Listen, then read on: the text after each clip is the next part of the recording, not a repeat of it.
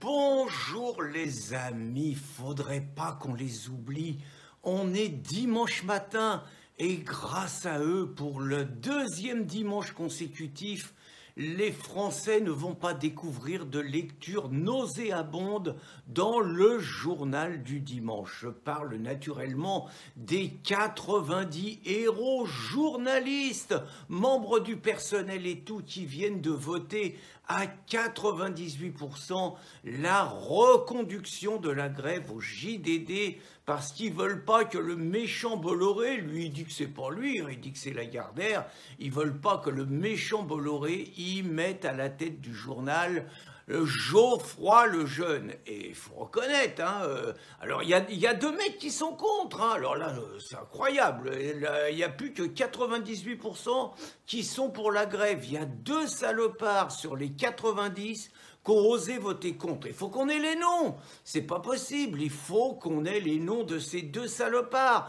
et même le nom des 4 mecs qui refusent de prendre part au vote. C'est un peu bizarre ça, s'ils veulent pas voter la grève, c'est que c'est des agents de Bolloré, voyez. Or, il faut reconnaître, c'est des héros, c'est grâce à eux que la République va être sauvée, c'est grâce à eux que le pluralisme de la presse va être préservé, c'est grâce à eux que la haine elle va pas s'installer dans un journal qui soutenait jusqu'à maintenant Emmanuel Macron. Parce que imaginez les mecs, supposons que Geoffroy Lejeune soit déjà à la tête de la rédaction dans le contexte actuel. Est-ce que vous imaginez un petit peu ce qu'écrirait le journal du dimanche en une? Il n'y aurait que des discours de haine. Par exemple, je suis sûr que Geoffroy Lejeune et Charlotte Dornelas, ils oseraient faire le lien entre les émeutes qui frappent quelques villes de France, pas toutes,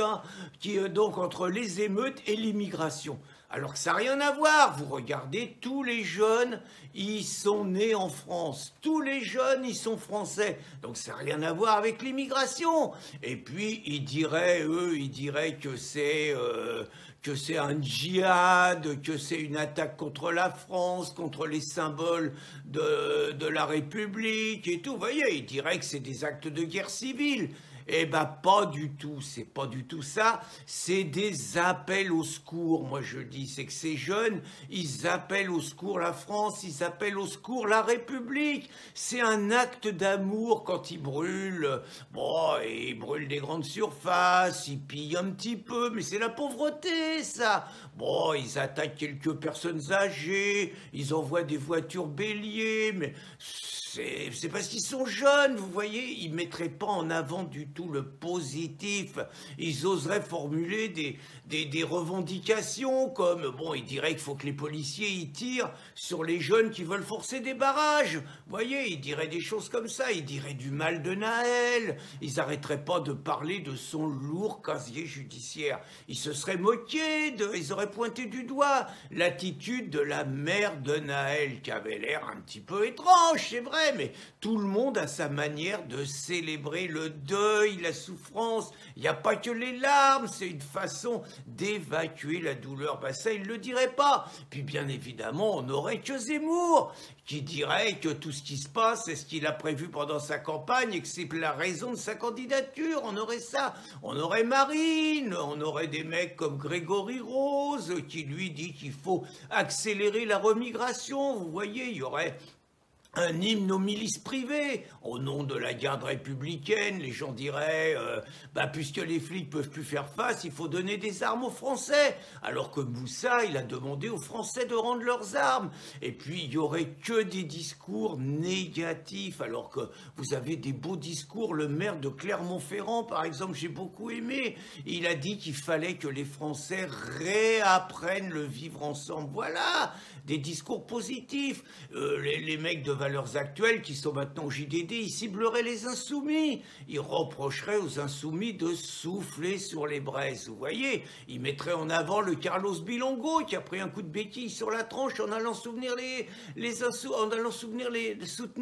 manifestants, vous voyez, ça serait que ça. Je vous ai mis une dizaine de liens, je suis sûr que les mecs du journal du dimanche, ils auraient mis ça en avant, alors que les chaînes de télévision, les autres médias, ils sont beaucoup plus positifs avec les jeunes qui appellent au secours. Donc je dis réellement aux journalistes du JDD, tenez bon, vous êtes soutenus par 30 sociétés de rédacteurs, par l'ensemble de la profession, vous êtes soutenus par 560 personnalités, des artistes, des hommes politiques, des philosophes, des intellectuels, l'ancien maire de Saint-Brévin qui a eu sa maison d'incendié, mais là c'est pas par les petits jeunes, la nouvelle maire de Saint-Brévin, ma grande copine Dorothée Paco, ils sont tous derrière vous, vous devez tenir bon, il faut une grève générale reconductible